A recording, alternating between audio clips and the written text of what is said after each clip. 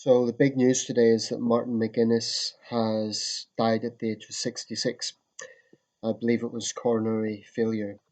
I did see his last interview. Part of it, he definitely looked very gaunt compared to previous interviews.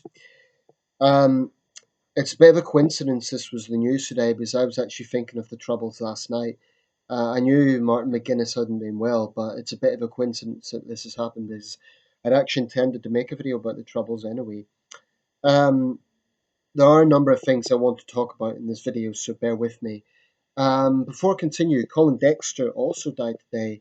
That's being hugely overshadowed because of all the focus on the debate as well around Martin McGuinness's death. Colin Dexter, of course, was the crime fiction writer behind the creation of Morse. So, Martin McGuinness was a pivotal figure in Irish republicanism. Um, And I would say, really, along with Ian Paisley, who passed away 3 years ago, David Trimble, and Gerry Adams, those four figures really are the four figures who have dominated Ulster politics in some ways for the past 20, 30 years. There are others, of course, but for me, those four really are the big, big names that stand out. Peter Robertson might be the fifth. Um, I have very mixed feelings about today. I mean, firstly, I want to make a disclaimer. I have never really been in the front line of the troubles, in the sense that I was never in a community that was deeply affected by violence. I was never. I was fortunate insofar as I came from a family background that was never overtly sectarian in nature. Um, and I am fully aware that had I grown up in a certain community, say in a particularly nationalist part of Belfast, I could have ended up in the IRA. Or if I'd grown up in a particularly hardline unionist part of Belfast, I'd have grown up in one of the loyalist paramilitaries. Now, as is pretty clear from my channel record, I consider myself British, so I suppose I'm a unionist by Northern Ireland labelography, if we can put it that way. But I've never considered myself particularly sectarian. I mean, I've no animosity towards Catholics. I've no views particularly on Catholicism. I've been to the Vatican. So I think sometimes if you're from the unionist side, there's a stereotype about that, and I for one certainly don't fit into that stereotype. But there's been a lot of talk today about his legacy. Now, there's been tributes across the board, and that is going to make a lot of people uneasy for good reason. When this first broke this morning, the BBC was criticised by a lot on the unionist side, and many in mainland Britain too, for its what they perceived to be biased coverage. It's not that it was necessarily biased, but I think they were being a bit too cautious in their wording. What I mean by that is that they were kind of putting the caveat he was a peacemaker first and then talking about his past. And it just seemed they were being a little bit too cautious about it. Because there are many, many people who see Martin McGuinness as a terrorist. And there will be many people who say that his roles in the earlier part of his life, doesn't soften his role in the peace process later on. Now, the political world has more or less been united, both unionists and nationalists. Enda Kenny, Michael D. Higgins, Tony Blair, John Major, Bill Clinton, Theresa May, Arlene Foster, Ian Paisley Jr., Gerry Adams. The entire political world is basically saying the same thing. He was an important part of the peace process, and even those on the unionist side, not so much from Northern Ireland, I should say, on the British side, have been very diplomatic. Like, we're thinking of his family at this time. So David Cameron said, even though we had differences, he was always critical for the peace process. So did Tony Blair. Bill Clinton said he and Hillary were saddened by it, and his word was gold. What a lot of those political figures who worked with him said, including many on the unionist side, was that he was personably very amicable. He was humorous. He was a family man.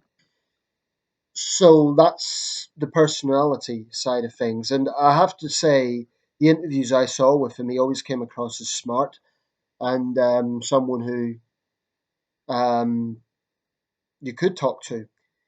But there could be no escaping that this man was, for a significant part of his life, in a senior position in a violent terrorist organization. And it's that aspect of it I want to discuss. Not so much about Martin McGuinness, although that comes into it, but about the Republican groups in general. Now, a lot of people are presenting this as, especially on the Republican side, that he was a freedom fighter. This is very, very hard to stomach for a lot of those who suffered from IRA violence. I can't make a very long-winded video about the rights and wrongs of the Troubles. It is a very complex thing, and you couldn't make a 20-minute video about the Troubles. It's almost impossible because there's so many factors to look at. I do think that there was problems with discriminations against Catholics in Northern Ireland. Even Ian Paisley has acknowledged that in, for example, the way they were treated in the housing situation. And they were treated as second-class citizens. I don't think anyone can honestly deny that. But Republicans, a lot of Republicans tend to portray the Troubles as having begun with the discrimination against Catholics and with Bloody Sunday. Now, Bloody Sunday was an important point. It was a turning point. But the amount of focus that has been put on that event versus other bigger atrocities in the Troubles, I think, is quite telling of how there is a certain degree of distortion and, frankly, whitewashing of Republican atrocities. I mean, what happened in Bloody Sunday was absolutely wrong, there's no question about it. But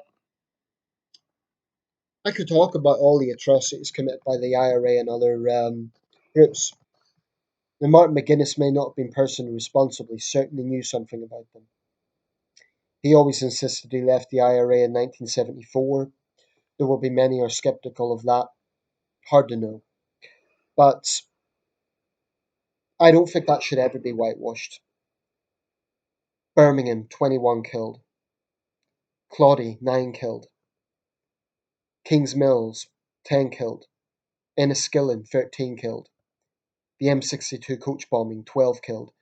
Atrocity after atrocity after atrocity. Now, of course, there was atrocities on the other side as well. The Unionist paramilitaries, for example, the Dublin and Monaghan bombings, 33 killed. And, many, many brutal attacks by loyalist thugs on Catholic civilians. The thing about Northern Ireland, it's a small place, so even, like I say, I was never really on the front line, but you can't escape it. You cannot be Northern Irish and not have some notion of what it feels like to be from that part of the world. To have some idea of the complexity and the division of Ulster society, of Northern Irish society. I mean, I think even Irish Republicans in the conflict would have a very different experience from, say, someone living in County Tipperary or County Cork. To be honest, someone living in Cork or Tipperary has about as much direct connection with the conflict as someone living in Essex or Wiltshire, unless, of course, those directly impacted by terrorism. But my point about Northern Ireland is even people who didn't lose anyone in the Troubles, and I was fortunate I didn't, cannot escape it. They cannot escape the influence this conflict had. Whereas I would say people in Cork or people in Essex could turn away.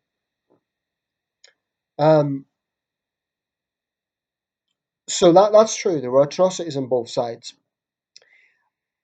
In terms of the British Army, one of the long-standing claims from the Republican side has been collusion with loyalist paramilitaries. I think there may have been some of that going on for sure. Um, but I think that, people simplifying it as black and white really are short-sighted. I mean, before Bloody Sunday, 3 young Scottish soldiers were kidnapped, tortured, and murdered. Because I talk about civilian deaths, which is to me absolutely crushes the argument of one man's terrorist is another man's freedom fighter. But we shouldn't forget a lot of the soldiers who were killed were young men barely out of their teens. They had went in as peacekeepers and they found themselves facing massive abuse by people who hated them. You know, they had bricks thrown at them, urine thrown at them, boiling water. They went in against sheer hatred because the Catholic side was convinced that they were there for the loyalists. And yes, there was probably collusion going on, but not army wide, not across the entire British Army. Um, and there were some very ugly things happening in the Troubles, like the Corporals killings in 1988 came shortly after the Michael Stone attack on an IRA funeral. Two British corporals accidentally stumbled into an IRA funeral procession. They were mistaken for loyalist paramilitaries, dragged from the car, lynched and beaten to death. I mean, this is something that, you would expect in Somalia. So there's a brutality to that part of Northern Ireland's history that I think is on the psyche of everyone from Northern Ireland, and certainly much more so on those who, I don't want to make this claim that I'm a victim. I'm not. I'm just saying that you can't escape it. So a big focus on today has been the fact that Martin McGuinness was such a critical figure in the peace process. There's no question about it. There have been moments in recent years that are extraordinary. The Queen shaking hands with the man who had a leading role in an organisation that murdered her cousin. It's one of those pinpoints of Irish history, north or south, that really is extraordinary. Martin McGuinness was a historic figure. I don't agree with those who say he was just a terrorist. He was an important figure. But those Republicans who want to whitewash either him or the IRA, how can the province ever fully move on if there isn't acknowledgement of both sides? And I still think that too many Republicans are too quick to whitewash the IRA record and other groups like the INLA. I mean, your argument about freedom fighting, what did the 21 innocent people in a Birmingham pub have to do with discrimination against Catholics? That's a mentality I cannot accept. And I also feel frustrated sometimes. I do feel that the Troubles to outsiders very often viewed as the big British Empire versus the poor Irish. It's just an absurd simplification of the facts. Um, I mean, if we look at the media representation of the Troubles, almost all of it has been from the Republican perspective. If we look at all the big films, The Devil's Own, which I might watch tonight actually, In the Name of the Father, Michael Collins, Bloody Sunday, The Crying Game, um, Titanic Town. These are all films about the Troubles, all from the Republican perspective. Now, there was a film made recently, 71, about a young British soldier who found himself, in a nationalist area, played by Jack O'Connell. I'd like to see that film. It looks very interesting. And it seems to be one of the very few from the British Army perspective. And people were complaining, oh, it's biased. But one thing that Hollywood has always done is romanticize Irish republicanism and romanticize basically Irish terrorism.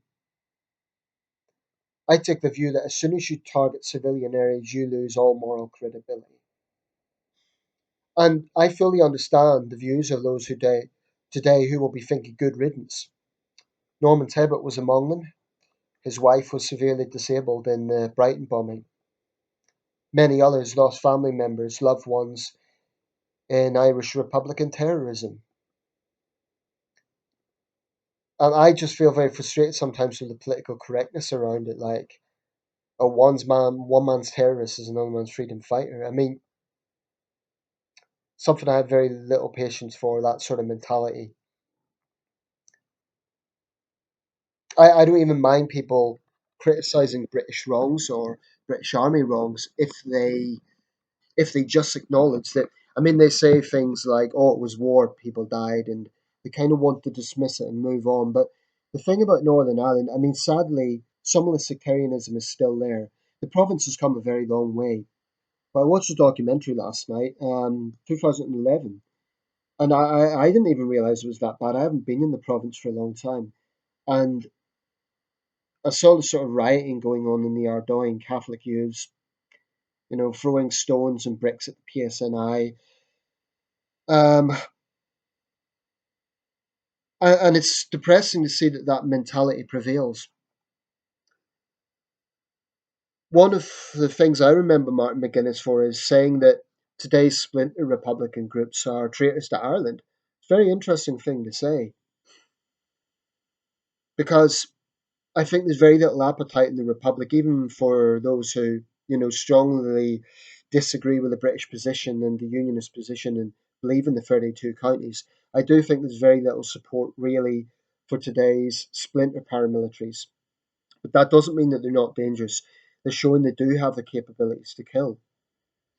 And what is tragic is that these scumbags are poisoning young minds. As far as I'm concerned, they're just criminal thugs. No one wants us to continue. Because a long time ago, I don't know how long Martin McGuinness stayed in the IRA for, but a long time ago, he and Gerry Adams realised that bombs and bullets weren't going to get them what they wanted. It is quite possible there will be a united Ireland in my lifetime because the demographic shift has changed. There's now a far greater proportion of Catholics, and as opposed to there were in the 70s. Although that doesn't always translate as nationalist, just like Protestant doesn't always translate as unionist. Um, so Northern Ireland, I think, is going in the right direction. But one thing that I noticed about the documentary was it's actually difficult for people like Gerry Adams and Martin McGuinness to condemn, for example, nationalist youth rioters because they know they themselves were doing that. So it's hard to say for them to say this is wrong because then they would look like hypocrites. But I do think that people at that level have influence, and I think that Gerry Adams, for example, is now the one big former IRA figure who's still around, really, on that level. Um, so I think there's going to be enormous responsibility on Gerry Adams. That's not to say he has absolute control over what happens, but like Martin McGuinness, he was a senior figure in the movement. If there is a united Ireland, it has to be in the ballot. And I was a little shocked watching that documentary how bitter some of the sectarianism still is. I knew there were underlying problems, but I didn't think it was quite that bad. The point of rioting, and that was a bit of an eye opener for me. Anyway, I'll round this up. I'm not going to celebrate or anything like that over Mr. McGuinness's death because he was in the latter part of his life an important figure in the peace process, and that is part of his biography. I remember when I was working in China, seeing Ian Paisley and Martin McGuinness, the Chuckle brothers, actually pushing for investment in Northern Ireland, Chinese investment. And I remember thinking, is this the same Northern Ireland I was a kid in? So the province has come a long way. Martin McGuinness was part of that. But I totally understand those who feel nothing but good riddance today because they suffered. They suffered from IRA terrorism. And I do wish certain Republicans would stop whitewashing this and stop minimizing it. And they should really, really think about what they're talking about when they talk about freedom fighters. Because the modern Troubles is very different from the War of Independence in the early 20s. Very different. But that's Ireland, north and south. It's a perpetual puzzle, maze, labyrinth. And I'll leave it there. There really isn't much more to say. Obviously, there's going to be a lot of talk about this in Ulster politics over the next few days. They'd already had his coffin draped in the tricolour going through Derry earlier today. Um, so that was interesting. But power sharing is going to be a major issue in Northern Ireland. I haven't followed the situation in Northern Ireland as close as that in Scotland, but certainly it's going to be a major issue. James Brockenshire, the Northern Ireland minister, was one of those who paid tribute today, and I imagine he's going to be a very busy man in the coming years. Okay, I'll leave it there.